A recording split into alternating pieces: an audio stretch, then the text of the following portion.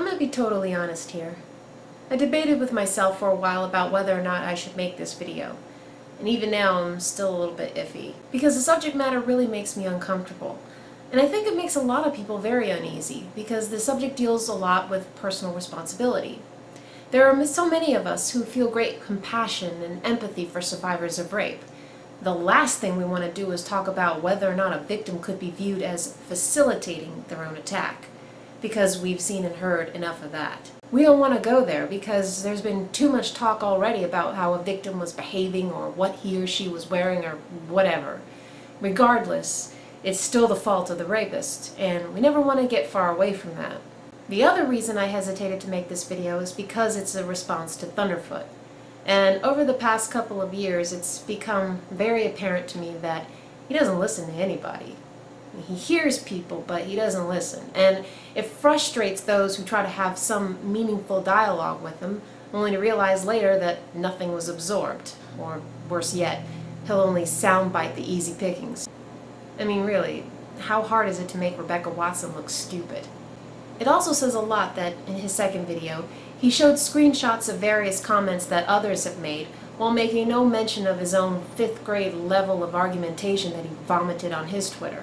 Okay, then why are you making this video? Well, this is still YouTube, and even though the intelligent, upstanding people at Google decided to do away with our ability to post videos to other videos, we can still make responses to each other, and they've always been open letters to which anyone can respond to. However, there is part of this video which is a very widely seen message online that from my seat is just so bloody stupid. And this is the sentiment that just because something is against the law, that you should under no circumstances take steps to reduce your risks in such an environment. And from this he forms the whole of his argument, which I feel was completely misplaced since he made it clear that he was responding to the AIB 365 It's Your Fault video, of which this placard never appears. Furthermore, at no point in the video or from the placard did I, personally, ever interpret that message to be, you should under no circumstances take steps to reduce your risk. A portion of the video satirized the long-held concept that dress and behavior shift blame from perpetrator to victim with a skit involving a police officer. In context, Thunderfoot completely misses the whole point. It had nothing to do with any imaginary declarations that no one need to employ risk prevention. It was a backlash against shoddy investigative procedures undertaken by law enforcement when it comes to rape investigations, as well as focusing too much on the victim's behavior and appearance. In some cases, police officers outright blame victims based on these factors. But nothing in that video or the placard makes any implication, from my seat, that risk prevention is unnecessary. As for the rest of his first video, there isn't a whole lot else that stood out very much. The main problem with it is his overall attitude. It's patronizing, tactless, and revoltingly insensitive, considering the subject matter and the audience. It's true, rape is an emotional topic because it touches nearly all of our lives, and survivors can suffer for years after the event. It's a rare person, I think, who is not either a survivor or knows a survivor. It would behoove anyone to employ a little less snark when supposedly giving tips for safe behavior. However, there were a few bright spots of unintentional hilarity. The mountain lion anecdote. Come on, that was just lame. To remain relevant to the subject at hand, relate an experience about a would-be human attacker. You know, a member of our rare species that generally has the ability to not act upon its impulses. But no, it was a mountain lion. To me, it just seemed out of place, and more like an excuse to boast about I faced down a wild beast and prevailed, I am much man, haha. And of course, there was the appeal for us all to be like the mighty wasp. His analogies suck. But again, there wasn't a whole lot in the first video that I could factually object to.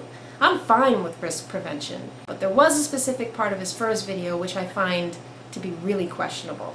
This then bleeds into the weakest claims of rape, which are of the ilk that, sure, I chose of my own volition to get drunk off my face, full in the knowledge that such intoxication in a public place was going to make me more gregarious, And sure, I fully consented at the time. But in the hard light of the morning after the night before, I decided that I wouldn't have done it if I was sober. Therefore, it was not consensual. Therefore, it was rape. Let me be clear, drunk or not, you are responsible for your own actions. You cannot simply drive drunk and then when you do something you regret, be free from all responsibility of your actions by later saying, well, yeah, I wouldn't have driven that way when I was sober. You do something when you're drunk, that's your responsibility, no matter whether you're a guy or a girl. Someone drugs you or similar, well, that's a whole different story. But you are responsible for your actions, even if you choose to get drunk first. This is not slut-shaming. This is not victim blaming. This is just owning what you chose to do. What concerns me most is this specific sentence. Someone drugs you or similar, well, that's a whole different story. But you are responsible for your actions, even if you choose to get drunk first. Even if you choose to get drunk first. And then he caps it off by claiming that it's not victim blaming, but how is it not? You are responsible for your actions, even if you choose to get drunk first. Makes a very clear statement.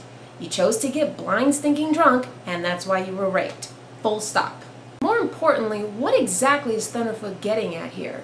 The topic is rape, and in context with this particular section of his video, date rape. According to him, if someone drugs you, you are free from all responsibility. But if you become so impaired by your own doing, and in his words, fully consent at the time, then you are responsible. It sounds like he's negating all of date rape, sans being forcibly drugged, as merely being regret sex. That implication is further reinforced by comparing it to drunk driving. The problem here is that one cannot be drunk off his or her face and fully consent to sex. And the law already makes a distinction between sex and driving under the influence. Obviously, we are responsible for our own actions while impaired, and that's why operating machinery, including a car, while under the influence is an offense. But when it comes to sex, it's no longer just about your own actions, and the law in the United States, where Thunderfoot lives, recognizes that. If you are intoxicated to such an extent that you can no longer make reasonable judgments, and furthermore, are no longer within your faculties to resist a sex act, then you are not able to consent, regardless of what you say or do at the time. So now the question becomes, how drunk does a person have to be before the ability to consent is compromised? First off, I've heard the absurd statement from more than one person that any level of inebriation removes a person's ability to consent to sex. Really? That pretty much victimizes the whole of the Western Hemisphere. Honestly, there is no one specific blood alcohol content level that distinguishes whether or not a person is able to consent, because everybody's tolerance is different. But I would tend to believe that common sense should be enough. Obviously, if someone's motor skills are so impaired that the person has trouble forming words and walking upright, it's a pretty safe bet that consent is off the table. One would think that would be intuitively obvious, and yet we still have plenty of people, including politicians, who don't recognize a rape as being anything other than a physically violent attack. And for this I disagree with Thunderfoot's assertion that we already teach kids not to rape, when he made it clear that even he isn't entirely sure of what rape is. So yes, it is a fair point to insist that we teach our young people not to take advantage of those who are vulnerable, because it's pretty evident by college statistics that young people are not being taught properly, or at all. Rape, consent, there is a disconnect present, and Thunderfoot and others have demonstrated that, because not once did he ever stress the importance of communication. And all that droning about blurred lines and body language, he never addressed that which should be the most obvious. If you're not sure, ask. Now if you'll excuse me, I'm gonna go listen to some Robin Thicke.